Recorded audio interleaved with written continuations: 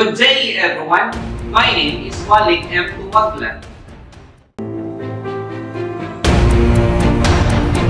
SOSA versus Alvarez Machine.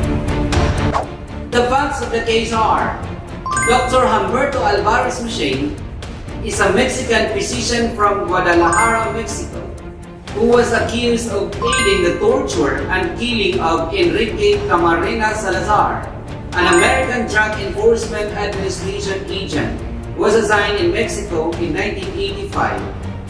The former was indicted by federal grand jury in LA in 1990 for his alleged complicity in the torture and murder of the latter. Fredo Zavala Avelar is Mexican pilot.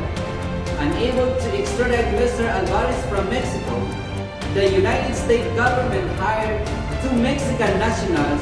One of them was Jose Francisco Sosa, to kidnap and smuggle him to the United States to stand trial, but later on was acquitted. In 1993, Alvarez initiated a civil action in the U.S. District Court for the Central District of California, alleging numerous constitutional and tort claims arising from his abduction, detention, and trial, or for false arrest under the federal APS.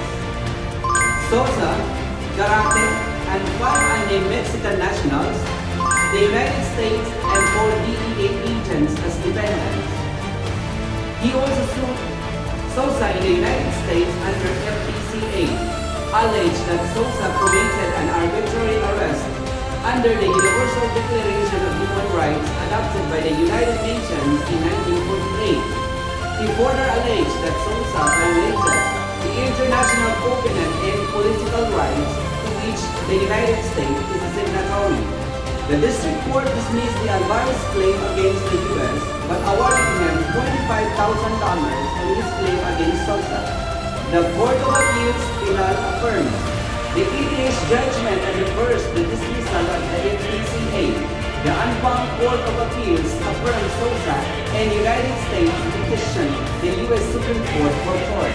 The issues of the case are: were remedies under the FTCA and the EPS available to Alvarez? Whether or not Alvarez was entitled to remedy pursuant to the Alien Torts Statute.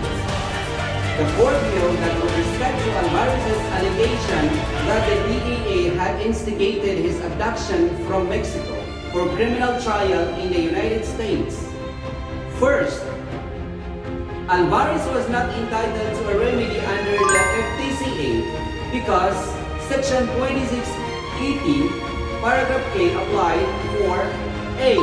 The alleged actions in Mexico were most naturally understood as the kernel of a barred claim arising in a foreign country, and B.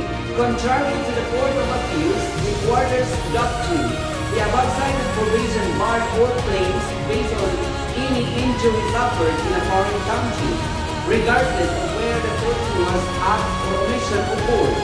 Second, the EPS was in turns a jurisdictional statute creating no new process of action.